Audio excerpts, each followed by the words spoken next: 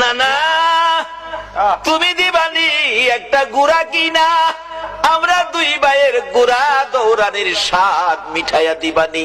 আবু বকর ডাকতেছেন, উমর তুমি কি দেখেছো? উমর বলেন, আমি মসজিদে নববীর বারিন্দার পাশে দাঁড়িয়েছিলাম, আমি দেখি আমার নবী নাতিদয়কে খুশি করার জন্য বারিন্দায় হামাগুড়ি দিলে গুড়ার মতো হইলে দুই ভাই নবীজির পিঠ মুবারকে চড়ে বসছে।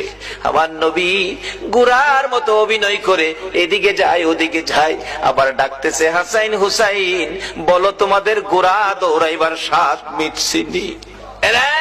আবু বকর, আমি উমর দেখেছি, মুস্কি মুস্কি হাসতেছিলাম এই ঘটনা দেখে। আমার নবী প্রশ্ন করে, এরে উমর হাসতেছো কেন? হুজুর হাসি কি ভাগ্য, হাসাইন হুসাইন কত দামি ঘোড়ার উপর সোয়ার হয়েছে। আমার নবী চোখের পানি ছেড়ে দিলেন, এরে ওমর শুধু দামি ঘোড়াটাই দেখলা তুমি, যারা ঘোড়ার পৃষ্ঠে বসেছে তারা কত দামি তুমি দেখলা না?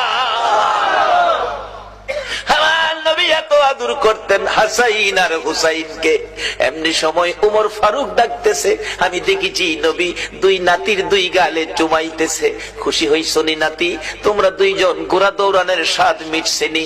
ও আবু বকর, আমার মন কয় এই দুই নাতি হাসাইন হুসাইন